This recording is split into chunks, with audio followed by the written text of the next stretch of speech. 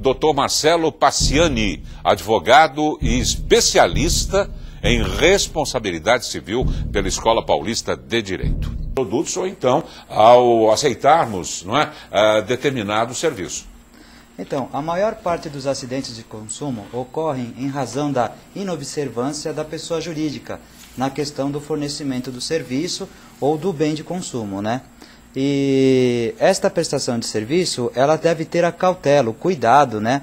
O carinho para a produção do bem, né? Para o fornecimento do serviço, né? Serviços hoje também são relacionados aos serviços públicos, né? Por exemplo, o transporte urbano também pode ter a caracterização de um acidente de consumo, né? O passageiro que está lá dentro de um ônibus, né, e sofre um acidente é decorrente de um acidente de consumo e poderá reivindicar assim o seu direito, né? Se tiver ali preservado a intenção, né? Claro. Agora, vamos dar o painel por aberto, né? Agora partamos do seguinte princípio: se uma pessoa que compra uma passagem de avião internacional, né, é tratada no aeroporto como se ela não tivesse comprado nada, né? Muitas das vezes ela fica esperando horas, às vezes dias, né, sem seguir aquele trâmite normal de seus direitos, aquele negócio de lanche, aquele negócio de hotel, aquela coisa toda. Que direito e quanto tempo demora para a gente poder pleitear algo de uma passagem de um coletivo?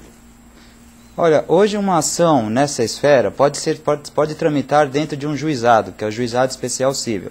Hoje uma ação costuma perdurar aí um prazo mais ou menos estimado de 1 ano, né? Desde o início da ação até o pedido, né, formulado para a indenização da prestação, má prestação do serviço, né? E terá aí mais ou menos em torno de 1 ano, se não houver recursos, né? Quantas das vezes, né, senhoras, a gente já observou, não é, em paradas de ônibus, o motorista que arranca sem a pessoa, geralmente pessoas idosas, terem realmente alcançado uma altura de segurança? Quantas das vezes aquelas brecadas violentas, não é, que joga e prostra as pessoas no chão? Aonde que a gente vai poder pleitear tudo isso?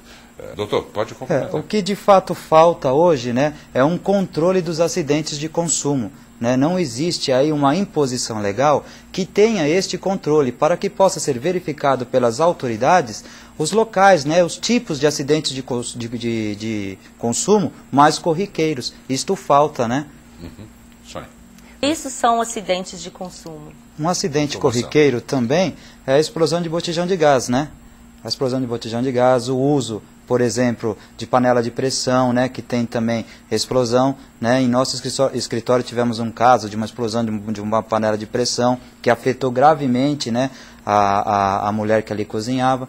Então, esses tipos de acidentes de consumo é em razão do quê? Da inobservância da qualidade da segurança, né? A qualidade da segurança que deveria ser observada pelo quê? Pelo fabricante, né? Pela origem do produto, né? É isso que deve ser averiguado, né? Porque não temos ali, por exemplo, o botijão de gás, nós não temos aí um manual de instrução, né, de como utilizar o botijão de gás, né? Qual que é a proporção de risco que temos, né? Então são pontos aí de interesse, né? Que devem ser apontados aí, que ocorrem, né, no dia a dia aí na nossa sociedade, né? E deveríamos divulgar mais também, já passo para a Sônia Cristina, toda a sistemática de instalação e renovação, não é? Você precisa ver bem aonde está o fogão, a saída, a quanto de distância está o botijão, não é? Esse cano, que não é cano, é uma malha, né, que liga, tem que ser renovada, tem que ser atualizada, tem um monte de coisa também que, se a pessoa não prestar atenção... E é o princípio do informalismo, né? Claro. O princípio do informalismo, porque o consumidor, ele é hipossuficiente. Não adianta apenas constar lá, olha, este produto ele está regulamentado pela norma NBR 86. O consumidor não sabe, né? Ele quer de uma forma mais clara.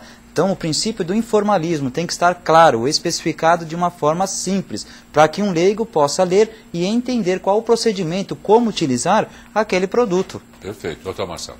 E, inclusive, existe um projeto de lei a ser aprovado, está sendo analisado na Câmara, obrigando, né, a ser informado os acidentes de consumo. Como nos Estados Unidos, isso é obrigatório. Todo acidente de consumo lá deverá ser informado. Em nosso país não existe uma obrigação legal. Eles são o termômetro de... Puxa vida, é só sair de casa então, né?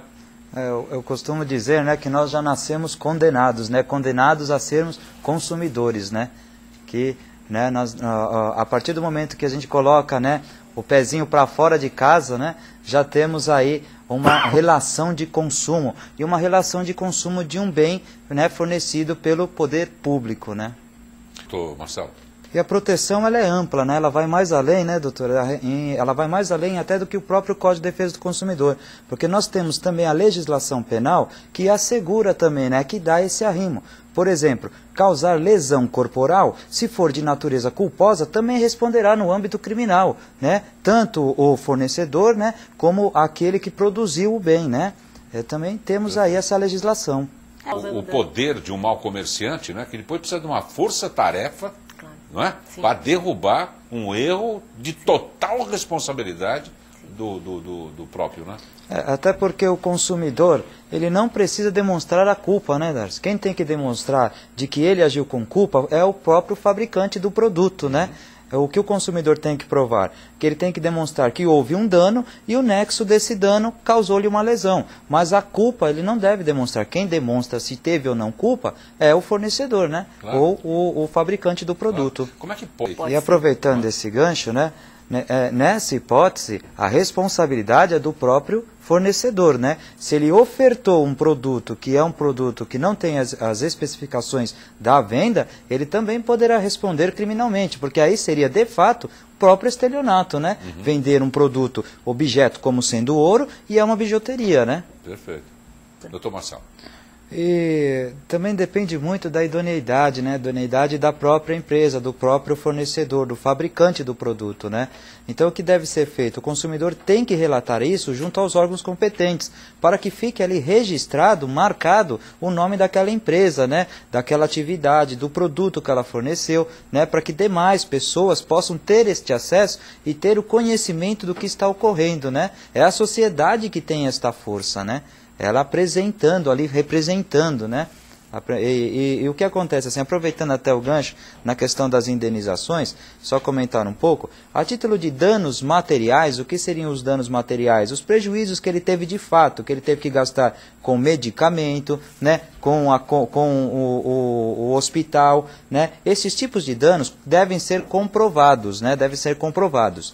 Já os danos morais, Darcy, os danos morais são arbitrados pelo juiz, né, que tratam da questão da lesão, né, da lesão que ocorreu à moral daquele consumidor, né, é assim.